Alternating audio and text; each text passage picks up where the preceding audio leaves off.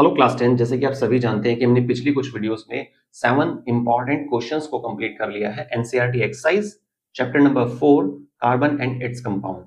इस चैप्टर के हम एनसीईआरटी के जो एक्सरसाइज क्वेश्चंस हैं उनको कंप्लीट करके चल रहे हैं। ठीक है, आज की वीडियो में हम क्वेश्चन नंबर 8 को डिस्कस करेंगे। सबसे पहले तो समझेंगे कि क्वेश्चन नंबर 8 में आपको क्या पूछा जा रहा है और क्या आपको इसका एक्सप्लेनेशन देना चाहिए। ठीक है, तो बिना देर करते स्टार्ट करते हैं आज की वीडियो को। मेरा नाम तुषार भारद्वाज और ये आपका अपना favourite channel science world by Tushar. देखिए क्वेश्चन नंबर 8 में आपसे क्या पूछा जा रहा है, why does micelle formation takes place when soap is added to water. जब हम पानी में साबुन का इस्तेमाल करते हैं, सोप को ऐड करते हैं वाटर में, तो मिसल फॉर्मेशन जो होती है वो क्यों होती है। ठीक है, बेसिकली आपसे रीजन पूछा जा रहा है कि भाई जब आप सोप मॉलिक्यूल को ऐड करते हैं ना वाटर के अंदर, तो वहां मिसल फॉर्मेशन क्यों होती है। स्कम की बात नहीं चल रही है, याद रखिएगा, इसमें कंफ्यूजन नहीं रखना है आपको।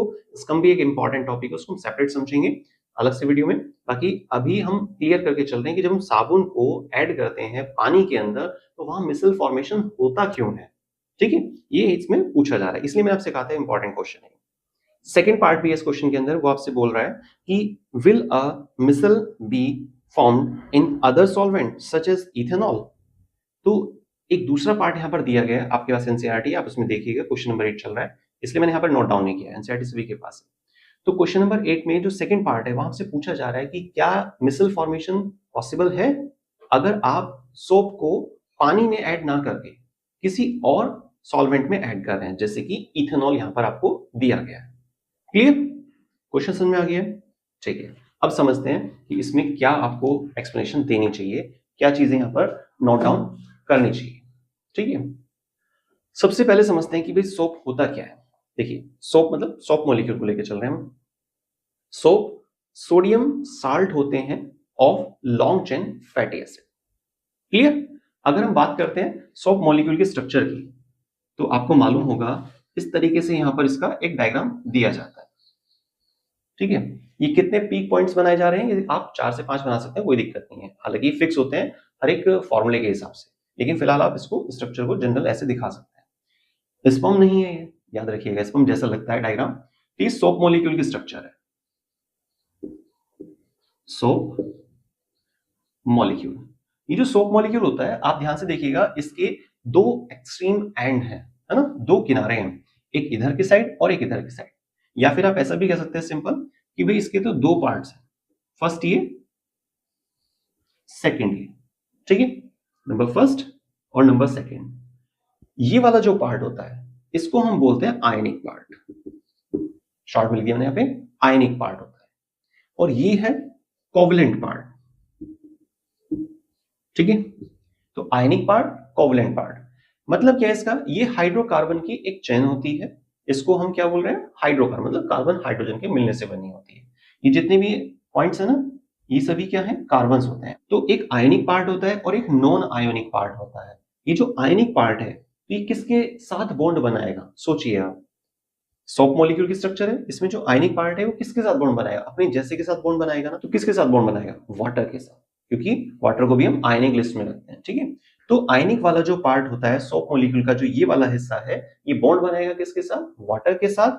लेकिन ये जो कोवलेंट पार्ट है, जिसको हम क्या बोल रहे थे, हाइड्रोकार्बन की, कार्बन हाइड्रोजन की ये चेन होती है। ठीक है, तो ये किसके साथ बॉन्ड बनाती है, नॉन आयनिक पार्ट के साथ, मतलब कि कोवलेंट स्ट्रक्चर के साथ बॉन्ड बनाती है। जिसमें आप ऑयल का एग्जांपल ले सकते हैं, जैसे हम कपड़ों की धुलाई करते हैं ना, कपड़ों को क्लीन करते हैं, तो उसमें क्या होता है, जनरल सी चीज होती है कि हमारी बॉडी पर जो कपड़े होते हैं उन पे ऑयल का मार्क आ जाता है, स्वेट ग्लैंड वगैरह के बेस पे, या कैसे भी आप मान सकते हैं उसको। तो ये जो ऑयल का मार्क है, तो जब सोप मॉलिक्यूल उसके कांटेक्ट में आएगा, तो सोप मॉलिक्यूल का कौन सा पार्ट उसके साथ जुड़ना चाहिए, यहां से आपको पता चल पा रहा है, जो टेल पार्ट है वो ऑयल की तरफ रहेगा, और जो हेड पार्ट है ये वाला, ठीक है, तो हेड पार्ट मतलब आयनिक पार्ट, वो कहां रहेगा, पानी की तरफ।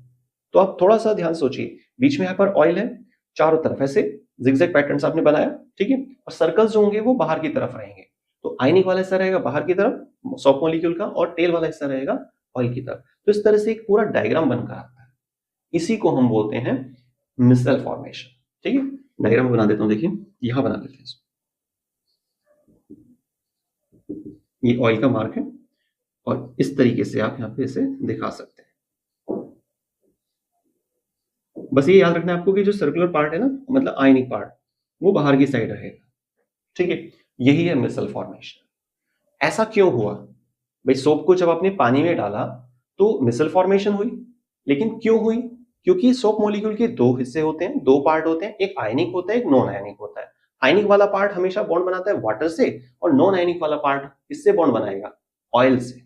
सिंपल सा है। लेकिन अगर हम ये बात रखते हैं कि भाई हमने सोप को पानी में नहीं डाला, किसी और सॉल्वेंट में डाला, जैसे कि इथेनॉल, इथेनॉल दिया था ना क्वेश्चन में, ठीक है, सेकंड पार्ट जो था क्वेश्चन नंबर 8 का, तो फिर क्या हुआ?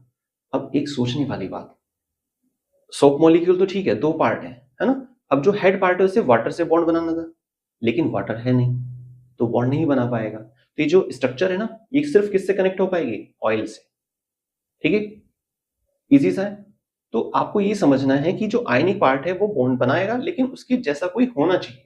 लेकिन अगर कोई उसके जैसा नहीं है, मतलब इथेनॉल आपने ले लिया है, तो फिर कैसे यहाँ पे मिसल फॉर्मेशन नहीं हो पाएगी? मिसल फॉर्मेशन किसको बोल रहे हैं? जब इस तरह की स्ट्रक्चर देखी जाती है, जब इस तरह का कोई केस जनरेट हो रहा हो जिसमें आयनिक पार्ट पानी की तरफ और नॉन आयनिक पार्ट ऑयल की तरफ। क्लियर? तो सिंपल आप शॉर्ट में डालेंगे कि अगर हम सोप का इस्तेमाल कर रहे हैं, सोप को ऐड कर रहे हैं इसमें, इथेनॉल में, तो यहां मिसल फॉर्मेशन नहीं हो पाएगी। तो आई थिंक आपको क्वेश्चन नंबर 8 अच्छे समझ में आ गया होगा। और अगर आपको टॉपिक अच्छे से क्लियर हो गया, आपको सच में लगता है कि हाँ भाई, जो समझाने की कोशिश की गई है वो चीज क्लियर हो गई है, जिस टारगेट से आपने वीडियो को देखना शुरू किया था वो टारगेट पूरा हो गया, क्वेश्चन नंबर 8 क्लियर हो गया, तो प्लीज कमेंट करके फीडबैक जरूर दीजिएगा कि क्वेश्चन नंबर 8 क्लियर। कमेंट करके फीडबैक जरूर दीजिएगा और मैक्सिमम शेयर करना मत भूलिएगा। इसी तरह सपोर्ट करते हैं साइंस पर शास्त्र चैनल को। मिलते हैं नेक्स्ट वीडियो में एक और नए इंटरेस्टिंग टॉपिक के साथ। थैंक्स।